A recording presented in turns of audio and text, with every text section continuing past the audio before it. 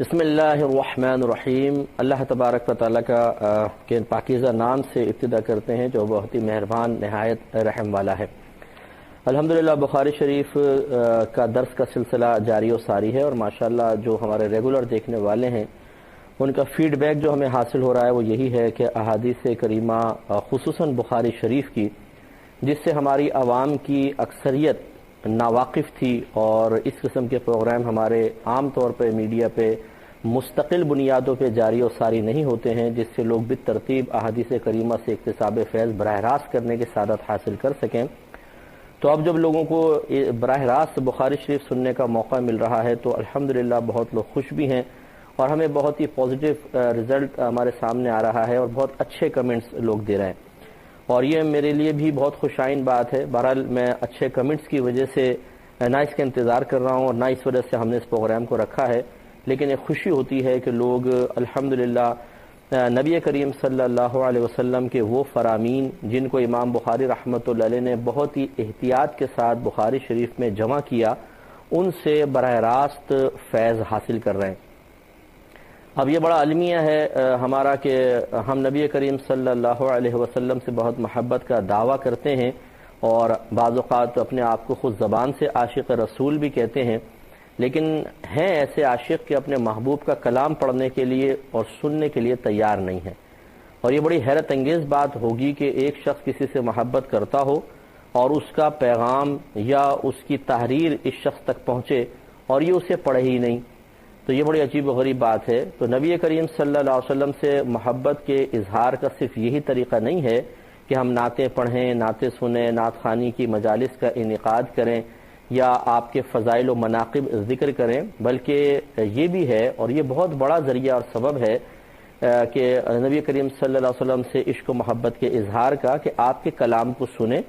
اور اس سے صحیح اکتساب فیض کرتے ہوئے اس میں جو ایسی باتیں ہیں جو عملی طور پر ہم اپنے اوپر نافذ کر سکتے ہیں انہیں اپنی عملی زندگی میں نافذ کریں۔ یہ بہت ہی بہتر ہے، اور الحمدللہ اس کی برکت سے ہماری دنیا بھی بہتر سے بہتر ہوگی، اور آخرت کا بھی بے تحاشا فائدہ ہوگا۔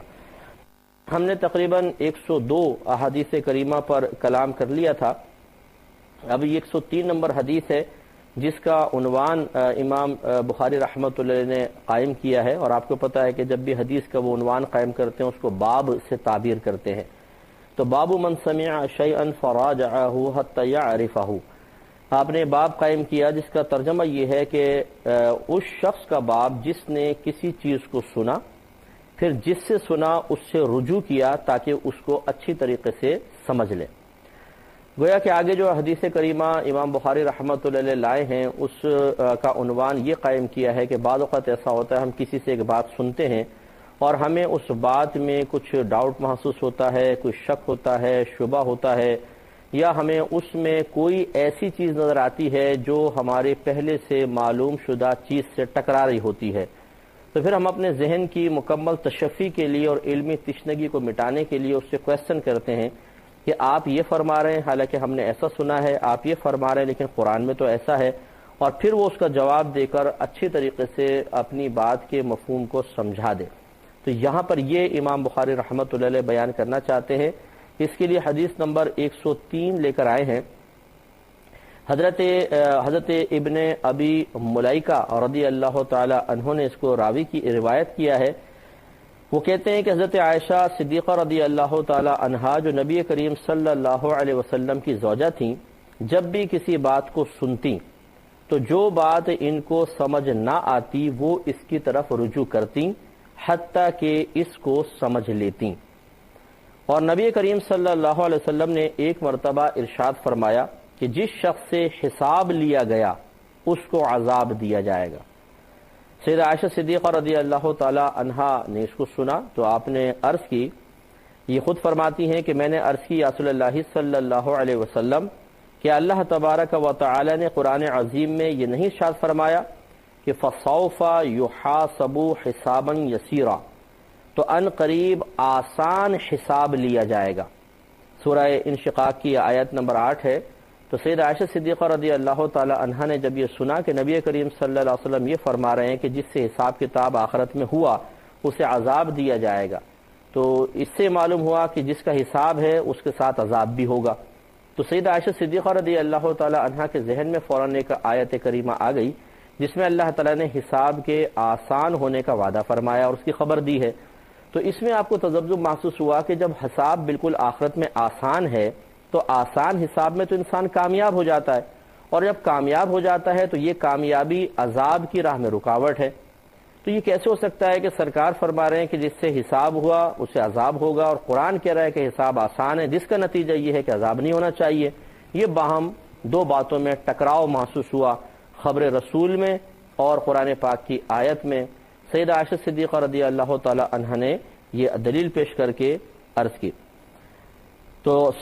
سیدہ عائشہ صدیقہ رضی اللہ تعالی عنہ بیان کرتی ہیں کہ جب میں نے یہ بات کہی تو نبی کریم صلی اللہ علیہ وسلم نے ارشاد فرمایا کہ یہ تو صرف حساب کو پیش کرنا ہے، یعنی اللہ تعالیٰ کا جو فرمان ہے کہ ان قریب آسان حساب لیا جائے گا، اس سے مراد ہے تمام مخلوق کے حساب کتاب کو اللہ تعالیٰ کی بارگاہ میں پیش کرنا۔ کیونکہ اگر آپ غور و تفکر کریں، میں آسان الفاظ میں یعنی حصی مثال سے آپ کو سمجھانا چاہتا ہوں کہ اگر آپ کو یہ ڈیوٹی دے دی جائے کہ آپ کے علاقے میں جتنے لوگ رہتے ہیں ان سب کی آپ کو فہرست بنانی ہے کہ اس میں مرد کتنے ہیں، عورتیں کتنی ہیں، بچے کتنے ہیں، کس کا کیا نام ہے اور کون کہاں سے یہاں پر آیا ہے، اور آپ کو کہا جائے کہ آپ کے پاس یہ 1 مہینے کا ٹارگٹ ہے، آپ کریں، آپ بتائیے آپ رات دن بھی لگے رہیں گے، کیا یہ سارا حساب کتاب آپ کر سکتے ہیں؟ تو جواب ہوگا کہ نہیں، بہت مشکل ہے۔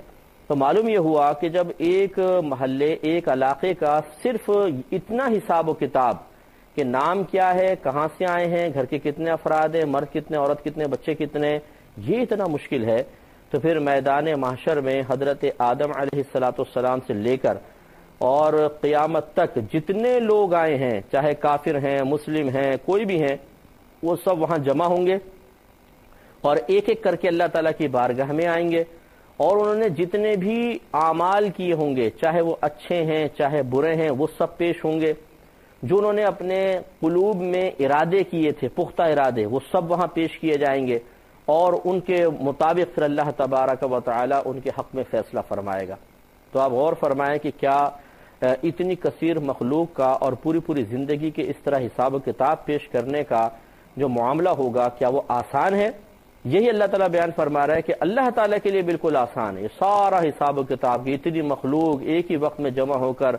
اپنا نام اعمال وہ بھی علیحدہ ایک ایک کر کے آ کے سنائیں گے اور پوری زندگی کے معاملات بیان کریں گے، لیکن اللہ تعالیٰ اسے ایک ہی دن میں نپٹا دے گا اور وہ بہت ہی آسان سا محسوس ہوگا۔ یہ بس کہنا مقصود ہے۔ تو سرکار مدینہ صلی اللہ علیہ وسلم نے فرمایا کہ یہ تو صرف حساب کو پیش کرنا ہے، لیکن جس سے حساب میں جرح کی گئی، بحث کی گئی، وہ ہلاک ہو جائے گا۔ جرح مانے سمجھ لیں کراس کویسچننگ کرنا۔ اللہ تبارک و تعالی جب شخص نام اعمال پڑھے گا تو اللہ تعالیٰ جرح فرمائے گا، یہ تم نے ایسا کیوں کیا، ایسا کیوں کیا، ہمارا حکم یہ نہیں تھا، تم نے ایسا کیوں کیا؟ تو یہ گویا کہ سرکار نے فرمایا کہ جس سے جرح ہو گئی، حساب و کتاب ہو گیا، وہ ہلاک ہوگا اور عذاب میں مبتلا ہوگا۔ اب اس میں ہم تبصرہ کرتے ہیں تو اور بات سمجھ میں آئے گی۔ دیکھیے غور کریں، سب سے پہلی بات یہ ہے کہ نبی کریم صلی اللہ علیہ وسلم اپنی زوجہ مبارکہ کو آخرت کے عذاب اور حساب کے بارے میں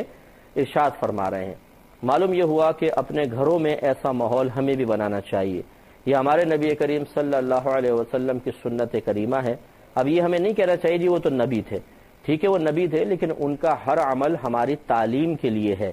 جو اعمال، جو افعال، جو چیزیں آپ کی ذات کے ساتھ خاص نہ ہوں،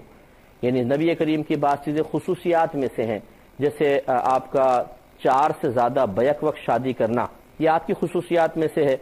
یا بغیر افطار کے لگاتار روزے رکھنا، یہ آپ کی خصوصیات میں سے ہمیں اس سے منع کیا گیا ہے۔ تو اس قسم کے کوئی معاملہ ہو تو الگ بات ہے، ورنہ نبی کریم صلی اللہ علیہ وسلم کے اعمال و افعال تعلیم امت کے لیے ہیں۔ تو اس لیے ہر شخص کو چاہیے کہ جو نبی کریم صلی اللہ علیہ وسلم سے محبت رکھتا ہے کہ اپنے گھر میں بھی دین کی باتیں کریں، آخرت کی باتیں ہوں، موت کے احوال ذکر کیے جائیں، عذابات قبر کا تذکرہ ہو، میدان محشر کے حساب کتاب کا ذکر ہو، تو گھر میں ایک ماحول بنتا ہے، ایک فکر غالب رہتی ہے، احساس رہتا ہے، توجہ آخرت کی طرف رہتی ہے۔ اب ہمارے ہاں بلا مبالغہ اگر ہم غور و تفکر کریں، پچھلے پورے مہینے کی گفتگو جو ہمارے گھروں کے اندر آپس میں ہوئی ہے، وہ کس چیز کے بارے میں ہے؟ سیاست پہ تبصرے، گھر کا بجٹ، پیسہ اور رشتہ دار، عورتوں کا وہی کپڑے لتے اور ریسیپیز اور غیبتیں، چغلیاں اکثر بہنیں ایسی کرتی رہتی ہیں، مرد بھی کم نہیں ہیں، یہ نہیں کہ بہنوں کوئی، یعنی صرف ہمارا محور گفتگو دنیا رہ گئی ہے اور یہاں کے معاملات رہ گئے ہیں۔ یہی وجہ ہے کہ ہمارے گھروں میں، ہماری سوچ میں وہ اب آخرت کی فکر کا رنگ نظر نہیں آتا جو ہونا چاہیے۔ ہم زیادہ تر دنیا کے بارے میں سوچتے ہیں، دنیا کی پریشانی، دنیا کی فکر، دنیا کا ٹینشن، آخرت کی کوئی فکر نہیں، کوئی ٹینشن نہیں۔ یہاں تو بھائی ہزاروں لوگ ہمارے ساتھ ہیں، کیسے نہ کیسے گزارا ہو جائے گا، لیکن آخرت میں قبر میں بالکل تنہا، پھر میدان محشر میں اگرچہ ساتھ ہوں گے لیکن اجنبیت کا عالم یہ ہوگا کہ باپ بیٹے کو پہچاننے سے انکار کر دے گا، اور پھر اللہ تعالیٰ کی بارگاہ میں تنہا کھڑے ہو کر حساب و کتاب دینے کا معاملہ۔ تو وہ کتنا پیچیدہ اور کتنا سخت معاملہ ہے، توجہ تو اس کی طرف زیادہ ہونی چاہیے، لیکن گھر کا وہ سرپرست جس کو توجہ دلانی چاہیے وہ خود گھر میں جا کے ایسے موضوعات کو پسند نہیں کرتا ہے۔ آپ گھر میں موت کی بات کر لیں، آپ گھر میں قبر کی بات کر لیں، میدان محشر کی بات کر لیں، یہ موضوعات اتنے ناگوار گزرتے ہیں،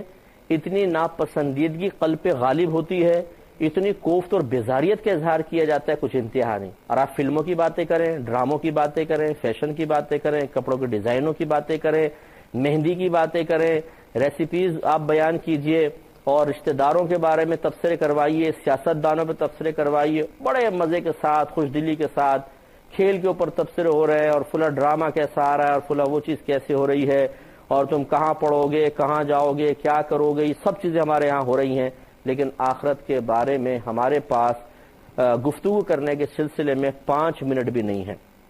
یہی وجہ ہے کہ ہمارے گھروں کے اندر وہ ایک اچھا ماحول نہیں بن پاتا جس میں آخرت کی سوچ ہو، فکر ہو، احساس ہو، اور ایک مطلب وہاں کی ذمہ داری پوری کر، وہاں کے معاملات میں جو کچھ ہمیں ذمہ داری دنیا میں ادا کرنی چاہیے اس کا احساس بیدار ہو، ایسا نہیں ہوتا۔ تو کبھی کبھار ہمیں چاہیے کہ اپنے گھر میں اس قسم کا معاملہ بھی کریں، اور ہم تو اکثر یہ مشورہ دیتے ہیں کہ مثال کے طور پر گھر کا سرپرست اگر کوشش کرے تو یہ کر سکتا ہے کہ ایک قرآن پاک ترجمہ قرآن والا اور تفسیر والا رکھ لیں، روزانہ رات میں سب کو جمع کر کے ایک آیت پڑھیں، اس کا ترجمہ پڑھیں، اور جو تفسیر لکھی ہے بغیر کسی وضاحت کے بس وہ تفسیر پڑھ کے سنا دیں،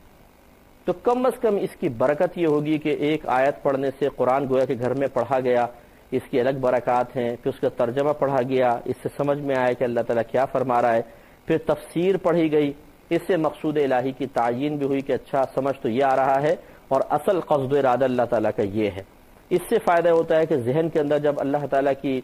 پیاری باتیں ہمارے ذہن میں گردش کرتی ہیں تو ایک برتن کے اندر ایک جیسی چیز نہیں رہتی، ایک جیسی چیز قائم رہتی ہے، اگر دو چیزیں ڈالیں تو ایک ضرور غالب ہوگی، ایک مغلوب ہوگی۔ مثلا یہ گلاس ہے، اگر آپ اس میں دودھ بھر دیں آدھا، پھر پانی ڈالنا شروع کریں تو آہستہ آہستہ سطح اوپر ہوگی اور پھر وہ چھلکے گا، اب دودھ باہر نکل جائے گا، پورا پانی باقی رہے گا، یا آپ تھوڑا سا ڈالیں تو پانی گیا اور دودھ وہ بن گیا، سارا دودھ میں شامل ہو گیا۔ ایسی ذہن کے اندر جو فضولیات اور گندی باتیں ہوتی ہیں یہ گھر جگہ بنائے ہوتی ہیں، جب اس میں پاکیزہ کلمات، پاکیزہ خیالات، پاکیزہ سوچیں، پاکیزہ افکار آتے ہیں تو آہستہ آہستہ وہ گندگی باہر نکلتی ہے اور ذہن میں پاکیزگی غالب ہو جاتی ہے، اور اس کا بہترین طریقہ یہ ہے۔ تو بہرحال گھر میں کبھی کبھار موت کی بات بھی ہو، آخرت کی بات بھی ہو، قبر کی بات بھی ہو، اللہ تعالیٰ کے بارگاہ میں کھڑے ہونے کا معاملہ بھی ذکر کیا جائے تو نور علی نور ہے، اس پہ ہمیں توجہ کرنی چاہیے۔ حضرت ابن ابی ملائکہ نے بات بیان کی کہ سیدہ عائشہ صدیقہ رضی اللہ تعالی عنہا جو نبی کریم صلی اللہ علیہ وسلم کی زوجہ ہیں، جب بھی کسی کی بات کو سنتی، جو ان کو سمجھ میں نہ آتی وہ اس کی طرف رجوع کرتی حتیٰ کہ اس کو سمجھ لیتی۔ اب اس بات کو سمجھیے کہ اب نبی کریم صلی اللہ علیہ وسلم جب کوئی بات بیان کر رہے ہیں، کوئی اور صحابی حدیث بیان کرتے تھے، سیدہ عائشہ کویسچنز کرتی تھیں اگر سمجھ میں نہ آتی تو، لیکن یہ ضرور یاد رکھیں کہ آپ ایک مجتہدہ صحابیہ تھیں، یعنی آپ کو بڑا وصف اجتہاد حاصل تھا، آپ نے قرآن پڑھا ہوا تھا، آپ نے نبی کریم صلی اللہ علیہ وسلم کی باقاعدہ صحبت اختیار کرتے ہوئے وسیع علم حاصل کیا تھا، تو کویسچن کرنا آپ کے لیے بالکل زیبا تھا، آپ کو زیبا تھا، آپ کے لائق تھا، کیونکہ جو صاحب علم شخص ہو وہ علمی بات کو بہت جلد سمجھ جاتا ہے، لیکن جب اس کو بھی ایک ڈاؤٹ محسوس ہو رہا ہے کسی بات میں تو پھر وہ اپنی علمی تشفی کے لیے کویسچن کرتا ہے. اس کو عوام دلیل نہ بنائیں کہ دیکھیے جی سیدہ عائشہ صدیقہ رضی اللہ تعالیٰ عنہ سوال کرتی تھی، اب ہم بھی علماء کی باتیں سنتے ہیں، ہمیں سمجھ میں نہیں آتی، ہم کویسچن کرتے ہیں، وہ جواب نہیں دیتے. آپ میں اور ان میں بہت بڑا فرق ہے، اس بات کو سمجھنے کی ضرورت ہے، ذرا غور کیجیے گا. ایک عام آدمی، اب چونکہ میں بھی ایز اے مفتی کام کر رہا ہوں، ہمارے پاس تو ایسے سینکڑوں مسائل روزانہ ہی آتے ہیں. ایک عام آدمی جس نے نہ قرآن پڑھا، نہ حدیث پڑھی، نہ اس نے فقہ پڑھا، نہ اصول فقہ، نہ تفسیر، نہ اصول تفسیر، نہ اصول حدیث، کچھ بھی اس کے ذہن میں نہیں ہے، وہ جب خالی اس ذہن شخص ایک بات سنتا ہے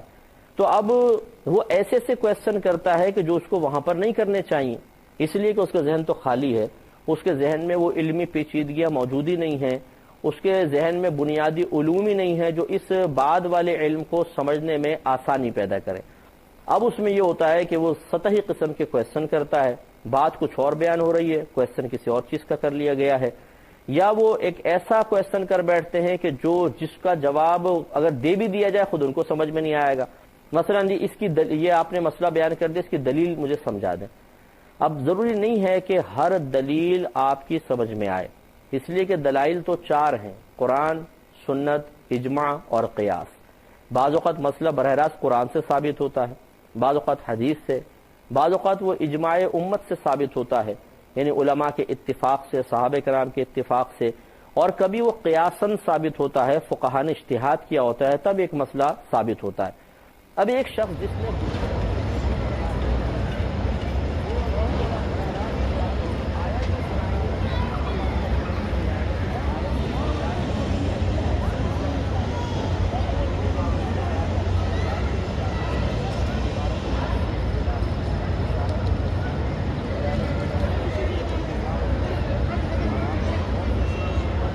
کئی دفعہ سنے ہوں گے، ارے بول کیا رہے مفتی صاحب، میں تو سمجھ ہی نہیں آیا کیا کہہ گئے. مسئلہ یہ ہے کہ چونکہ ہم علمی فیلڈ سے وابستہ ہیں، ہمیں معلوم ہے کہ بعض اوقات ایک آیت سامنے بیان ہوتی ہے، ہم اس کی ظاہری عبارت سے مسئلہ نکال لیتے ہیں. کبھی ایسا ہوتا ہے کہ پوری آیت کسی اور چیز کی نشاندہی کر رہی ہوتی ہے، لیکن اس میں صرف ایک لفظ ہوتا ہے جو خاص کسی حکم کی طرف اشارہ کر رہا ہوتا ہے، ہم وہاں سے حکم لے لیتے ہیں.